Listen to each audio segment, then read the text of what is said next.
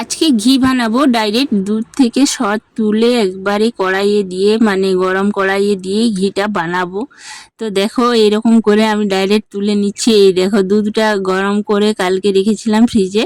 তো সর তৈরি হয়েছে, মানে মোটা সর হয় ফ্রিজে রাখলে দেখবে। সেই সরটাকে আমি হাতে করে একটু ছেঁকে নিলাম, ছেঁকে ডাইরেক্ট কড়া বসিয়ে দিয়েছি। কড়াটা গরম হয়ে গেছে আর আমার শ্বশুরমশাই বলছে, আরে আরে রে ডাইরেক্ট সর তুলে দিয়ে দিচ্ছ একবারে কড়াই, তো ঘি হবে না? আমি বললাম দেখুন না, ডাইরেক্ট আমি দুধের থেকে সর তুলে ডাইরেক্ট কড়াতে দিয়েই ঘি বানাবো এত মানে আর এটা আমি ফ্রিজে তুলে রেখেছিলাম সরটা। একদিনের সরের দুধে তো অল্প একটু ঘি হয় তৈরি, তো একটু কিছুটা তুলে রেখেছি। সে আমি একটা কাঁচের গ্লাসে ফ্রিজে রেখে দিয়েছিলাম, সেটাও ডাইরেক্ট আমি কিন্তু কড়াইয়ে দিয়ে দেব। মানে প্রথমে ঠান্ডা জল দিয়ে হাত দিয়ে মেখে মানে ঘেঁটে তারপরে মাখনটা তুলে নিয়ে ছেঁকে তারপর মানে আবার 2-3 বার করে মাখনটা ধুয়ে তারপর কড়াইয়ে দে। আমি অত সব করি না, যত শর্টকাট হয় ততই, কিন্তু ডাইরেক্ট কড়াইয়ে সরটা দিয়েও মানে ঘি তৈরি হয়, সেইটাই তোমাদেরকে দেখাচ্ছি। প্রথম থেকে শেষ অবধি ভিডিওটা দেখার অনুরোধ রইল। ভালো লাগলে অবশ্যই একটা লাইক করো, কমেন্ট করো, সাবস্ক্রাইব করো। নমস্কার সবাইকে, কেমন আছো সবাই? আশা করি সবাই ভালোই আছো আর আমার ভিডিও দেখো। আমরাও সবাই ভালো আছি। তো এদিকে আমি আবার দুধ চাপিয়ে দিচ্ছি আর এইখানে দেখো সরটা কিন্তু আমি এইবারে নাড়বো। প্রথমে আমি গ্যাসের আঁচটা হাই করে কতক্ষণ 5 মিনিট মতন জাল দিয়ে দিলাম। এরপর আমি ভালো করে সরটা নেড়ে নেব। প্রথমে কিন্তু নাড়িনি, প্রথমে নাড়লে কিন্তু সেই মাখা মাখা হয়ে যায়, সেই চাঁচি হয়ে যাবে, সেই জন্য মানে নাড়িনি। আর এরপর দেখো এরপরে ঘিটা কি সুন্দর বেরিয়ে আসবে, সেইটা দেখতে থাকো। তোমরাও বিশ্বাস করবে না যে ডাইরেক্ট সর মানে তুলে দুধের থেকে সর তুলেই ঘি তৈরি করছো, এটা হবে না। কিন্তু দেখো আমি তোমাদের সামনেই তো মানে করছি ঘিটা, তোমরা দেখো শুধু। আর যতটা তাড়াতাড়ি মানে সহজ পদ্ধতিতে হয় সেটাই চেষ্টা করি, কিন্তু সময়ের অভাবে বেশি মানে খাটিয়ে না যে কোনো কাজেই। কাজটা হলেই হচ্ছে সেরকম ব্যাপার। তো দেখো সরটা এইবারে নেড়ে নেড়ে আমি মানে একটু কালো কালো যখন হবে, মানে ব্রাউন কালারে যখন হবে, তখন গ্যাসটা অফ করে দেব। এখনও কিন্তু অনেকটাই বাকি। এবারে আস্তে আস্তে করে কিছুক্ষণ ধরে হতে থাকবে, যতক্ষণ না এই দুধের সরটা একবারে ব্রাউন কালার আসে, ততক্ষণ অবধি কিন্তু জাল দিয়েই যেতে হবে আর একবার করে নেড়ে নিতে হবে। তো দেখো শুধু তোমরা ঘি কতটা বেরিয়েছে এর মধ্যেই।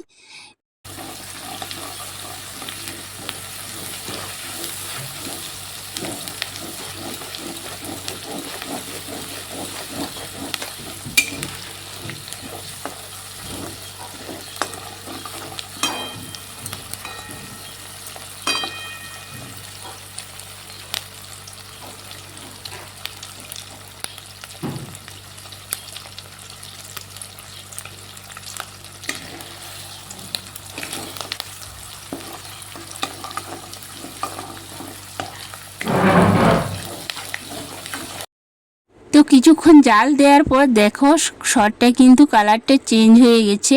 আরও কিছুক্ষণ ধরে কিন্তু পোড়াবো, নইলে কাঁচা সে থাকলে কেমন একটা গন্ধ করে, ভালো হয় না, ঘিটা খেতে টেস্টি হয় না।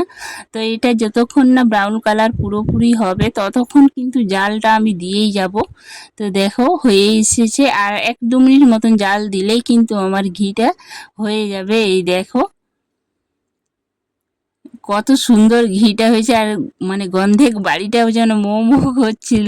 তো আমি অফ করে দিলাম, দেখো ব্রাউন কালার হয়ে গেছে। এইবার আমি কড়াইটাকে একটু মানে সজানা করে বেঁকা করে রেখে দেবো, কিছুটা ঘি ঝরে মানে পড়ে যাবে। তারপর আমি ছেঁকে ছেঁকে একটা ছোট জারে তুলে নেব, কাঁচের জারে।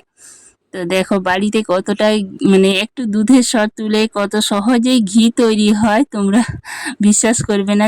ডাইরেক্ট সর থেকেই ঘি তৈরি করি। আর এই যে কালো মতন যেটা রয়ে যাচ্ছে, সেটাও আমি কিন্তু কাজে লাগাবো।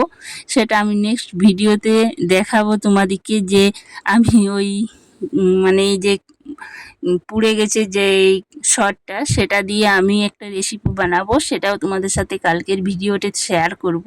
তো দেখো কতটা মতন ঘি হয়েছে, ঝরে আছে। তো আমি তোমাদেরকে ভালো করে দেখাচ্ছি। এই দেখো কতটা ঘি তৈরি হয়েছে। এখন একটু গরম আছে, ঠান্ডা হলে জারে ঢেলে নেব, ছেঁকে নেব।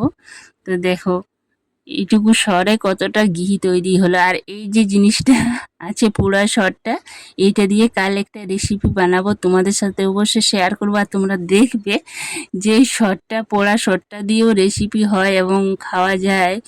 আর আমি কিন্তু ওটা ফেলি না, তো তোমাদেরকে কালকে শেয়ার করব। তো আজকে দেখো আমার ঘি তৈরি হয়ে গেছে। তো এইটা ছেঁকে নিচ্ছি, একটা ছাকনা নিয়েছি আর একটা ছোট্ট কফির জার নিয়েছি, সেটাতে রেখে দেবো কিছুটা।